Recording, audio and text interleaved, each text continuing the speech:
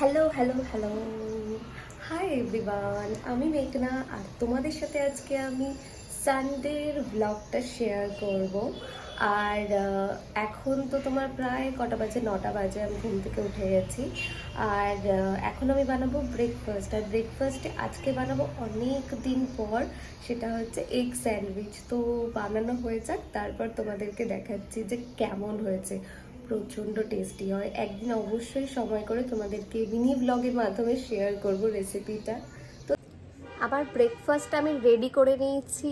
কতটা টেম্পটিং লাগছে তোমরা নিজেরাই দেখো। চলো, তোমাদেরকে দেখেই লোভ লাগছে, তাই না? একেবারে সত্যি খুব টেস্টি হয়েছে। এবার যারা আমার মতন টমেটো সস পছন্দ করো তারা তো টমেটো সস দিয়ে খাবে।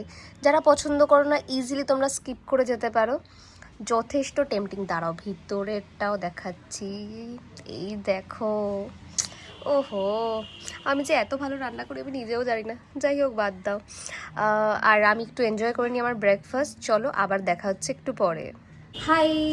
তো আবার আমি এখন ব্রেকফাস্টের পর অনেকটা গ্যাপ নিয়ে আমি চলে এসেছি। এখন আমি বানাচ্ছি চিকেন। তো এখন দাঁড়াও, আগে টক দইটা দিয়ে নিই চিকেন। এই যে টক দই, আর এখন আমি দিচ্ছি। ভালো করে টক দইটাকে ফেটিয়ে রেখেছিলাম, তো এই জন্য স্মুথ লাগছে দেখতে। ব্যাস, দিয়ে দিয়েছি মেন ইনগ্রেডিয়েন্টস। এইবার ভালো করে এটা চিকেনের সাথে এইভাবে মিক্স করে নিতে হবে। টক দই আমার এমনিই খেতে ভীষণ ভালো লাগে, আর গরমে তো খাওয়া ভীষণ ইম্পর্টেন্ট, মানে ভালো সবার জন্য। তো যাই হোক, এখন চিকেনটা আমি বানিয়ে নিই। চিকেনটা বানিয়ে পরে তোমাদের সাথে আবারও দেখা হচ্ছে। বাই। এখন হচ্ছে ময়দা মাখা, যেটা আমি পারি না, আমার বর করছে। ওর থেকে আমি শিখছি এখন যে কিভাবে ময়দা মাখতে হয় আর কি। আর এটা যদি সাকসেসফুল হয়, অবশ্যই লুচিটা ভাজা হবে, তবেই আমি ব্লগে অ্যাড করব। তো দেখা যাক ফাইনালি হয় কি না লুচিটা। এখন লুচি অভিযান হচ্ছে আমাদের। গাইস, আমাদের লুচি অভিযান একদম সাকসেসফুল হয়েছে। যদি আমার বর না থাকতো, যদিও এটা মানে হতো না, কারণ ও আর আমি মিলেই বানিয়েছি এই লুচিটা। চিকেনটা আমি বানিয়েছিলাম, আর ও বেশি হেল্প করেছে লুচিতে। আর তোমরা তো দেখতেই পেয়েছো ভিডিওতে। আর দেখো, উফ, দেখেই লোভ লেগে আছে। ঠিক আছে, চলো চলো, আগে আমরা লাঞ্চটা সেরে নিই, তারপর আবার দেখা হচ্ছে। তোমরা কি একটা কুড়ে ডগি দেখবে? এই দেখো, ঢোলু। ওলে বাবালে, ওলি বাবালে, তোমার ঘুমু ঘুমু হইছে? হ্যাঁ, ঘুমু হইছে? আচ্ছা, ঠিক আছে, সবাইকে বলে দাও হাই। ঠিক আছে, ঢোলু সবাইকে হাই করে দিয়েছে। রেডি হয়ে এখন বেরোচ্ছি। এখন যাব হচ্ছে স্প্ল্যানেট। আমার মামার মেয়ে এসছে, মামি এসছে, দিদা এসছে আমার বাপের বাড়িতে।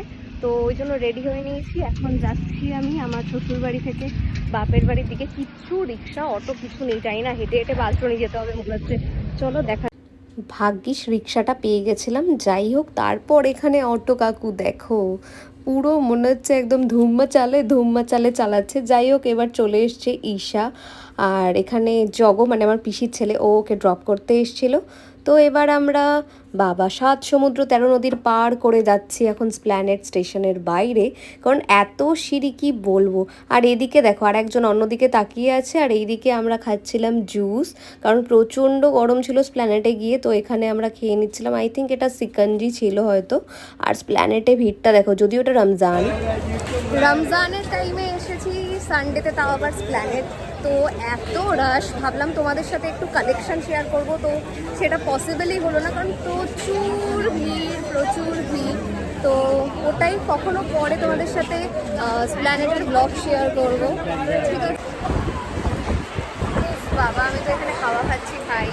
শপিং হয়ে গেছে, আর মেট্রো স্টেশন দেখতেই পাচ্ছ, প্রচুর ভিড়। একদম তো ক্যামেরা দেখলেই মুখটা অন্যদিকে ঘোরা। বেশি সুন্দরী তো, ওই জন্য দেখাতে চাইছে না মুখটা, বুঝতে পারছেন তো ব্যাপারটা আপনারা? যাই হোক, এখন এখানে হাওয়া খাচ্ছি আমরা, আর ওয়েট করছি যে মেট্রোটা কখন আসবে, দেন আমরা যাবো বাড়ি। সিরিয়াস লোকজন এখন খেলা দেখছে। বাবা, কি মন দিয়ে খেলা! ইস ইস, আর একটা টিম যারা এখানে আড্ডা বসিয়েছে।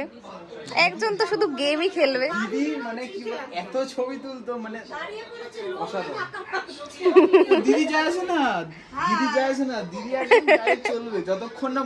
রাতের ডিনারে ছিল পিসির হাতের এখানে চিংড়ি পোলাও, আর ছিল চিকেনের একটা আইটেম যেটা অসাধারণ খেতে ছিল, আর শেষ পাতে আইসক্রিম। উফ, জমেই গেছে। তো আমার এই আনফিল্টার্ড ব্লগটা কেমন লাগলো অবশ্যই জানিও। বাই।